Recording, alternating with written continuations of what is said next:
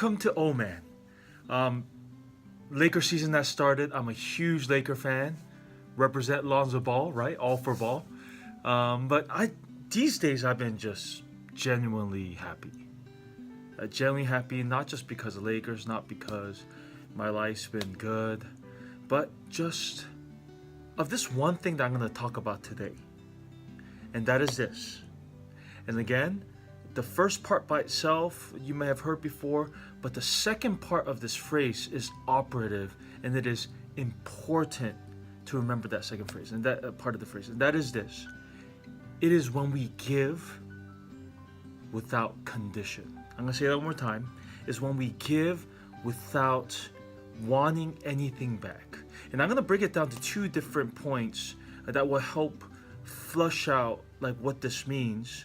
But let me go right into it. The first point is when we give without expecting anything back, we're able to let go of our negativity. When you think about life, a lot of times the reason why we're unhappy, we are unsatisfied, is because one, we have victim mentality. We expect other people to recognize us. We expect to be known. We expect to have the same things that other people have. And the thing is, when we're giving with that expectation, the focus goes from me, to looking around and giving to others without thinking about us. And the thing that happens when we start giving to others is because we give to people that have need, that have less than us in many different cases, the victim mentality and that lens of woe to me, my life is hard, it starts shedding off. And the entitledness that some of us might have, it starts to dissipate, and we gain perspective. We gain perspective of the very fact that there are people that are really suffering and struggling and have much less than us. And that's what happens when we give without condition. It helps us see that we are not in lack. We are not the only ones that don't have. And in a way, what it happens is it helps temper our expectations of what we expect others to give unto us. It lets us go of this, oh, my life sucks. And we look around and we see that there is so much need for someone to help someone else in this world. Which leads me to my second point, and that is, when we give, it makes you feel happy because humans innately desire to do good. You know, there's a lot of different philosophies and theories and whatnot about, okay, man is wrong, man is bad, man is naturally evil, survival of the fittest. If at the end of the day, the strongest survive and they press down on the weak. But the fact that we're different than animals in many different ways is because I believe that we have souls, as I talked about before, because we are more existential. We think about why do we exist? Why do we live? And I believe we have a purpose greater than just eating, sleeping, etc. And that's why we have this identity series. We're called to do good. If the world is bad, we want to do better. And until we give, until we do good, you and I are not fulfilling our purpose in our life. And that is why it is essential for us to understand that giving is central to happiness.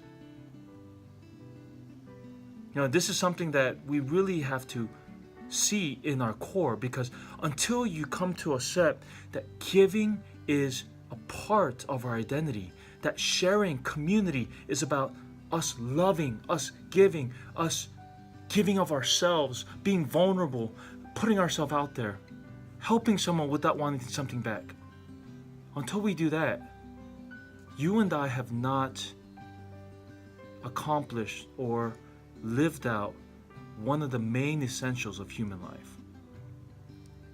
I adhere to the Bible, right? And one of the most essential parts of the Bible is it is better to give than receive. And I want to tell you this. I'll just give you the last example. So as you guys know, Christine is my disciple, and a lot of you guys are coming from her channel, right?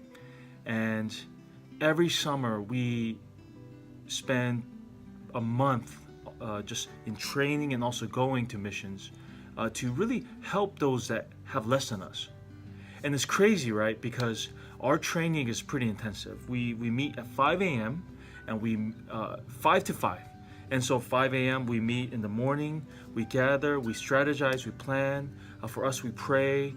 We just really do our best to prepare to help impact those in orphanages in Guatemala, Alaska, like homeless shelters, right? We try to go to reservation in Towajili. We do all these different things, and we meet from 5 to 5 for 1 week straight. And even prior to that, 2 months, every Saturday we'll meet for like 5 hours. All for the purpose of 1 or 2 weeks going to certain locations. And last year, I went to Guatemala and I went to Alaska.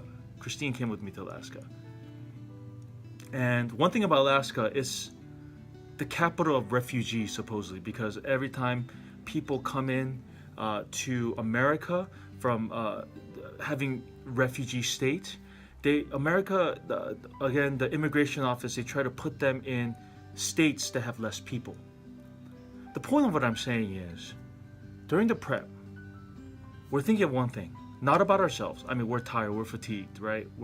A lot of times people would say, why would anyone have to meet, like 12 hours straight to prepare to help someone else? We took 25 people to Alaska, and we took the airplane there. You could imagine how crazy that is. And I think about it during that whole process, from beginning to end. And when we get there, we're sleeping on floors. We're uncomfortable. We're eating bad food, like junk food, because we can't afford to buy good food for 25 people, right?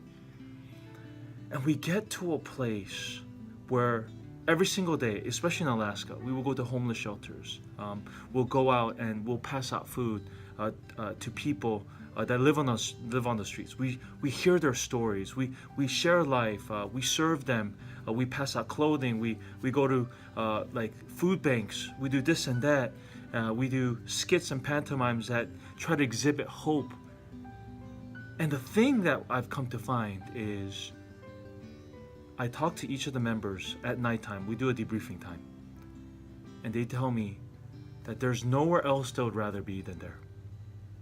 Because at the end of the day, human beings, we are created to give.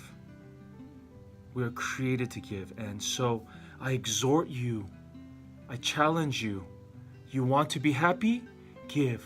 But give without condition. Give without wanting anything back. Because that's when you could give freely. When you stop thinking about, okay, what would I gain back? Because then it becomes self-centric. But when you become selfless and you empty yourself and you give of yourself, not only do you get rid of negativity, but your heart becomes full. It's the irony of it all. And so I challenge you, if you want to be happy this week, do something good to someone without expecting anything back. And I promise you, your life will change. Thank you so much for watching. Omen out.